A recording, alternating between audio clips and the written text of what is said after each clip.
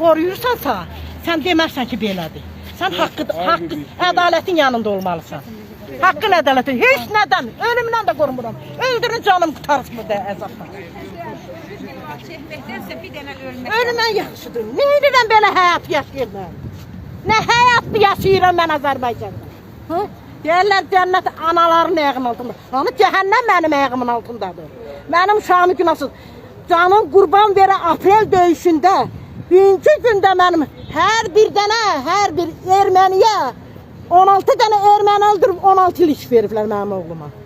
Erməni öldürmüşdür. Erməniyə də bir il veriblər da. Hər erməniyə görə də bir il veriblər. Bir il veriblər. Valla insafsızlıqdır. Biz də nə istəyirik? Hüququ bizim çıxışımız hüququ çıxışdır. Siyasi çıxış deyil.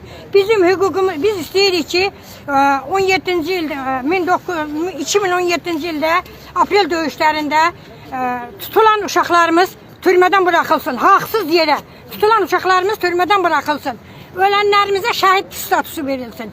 Qalanlarımız Elmar kimi, sonra Vaqif kimi, Ruslan kimi bilirəm. Onlara da haqsız, onlara da belə qazi statusu verilsin. Onsuz da bu 44 günlük müharibədə qazilərimizə heç düz-düzəməlli status verilməyib.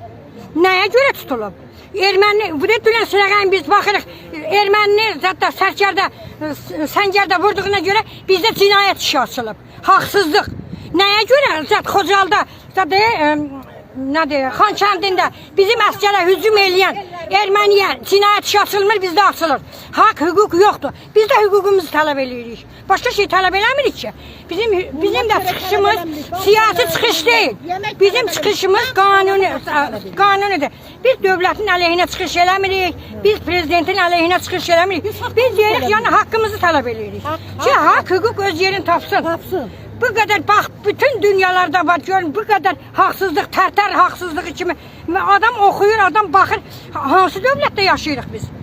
Bizim rəhbərlərimiz, bizim vəzifədə oturanlarımız müsəlman deyil, erməni deyil. Erməni bizim əsgərlərimizə belə eləməz ki, tərtər zada baxasınız, tərtər cinayətlərini. Adamı düşüb biz olur. Hansı erməni bizim erməni əsirliyində olan mənim yaxın adamım var. Andisi ki, mənə erməni belə işgəncə verməyin. Bastırın. Olsun polislərimiz. Siz də bizim balalarımızsınız. Siz də bizim vətəndaşlarımızsınız. Siz erməni başqa millət deyilsiniz ki.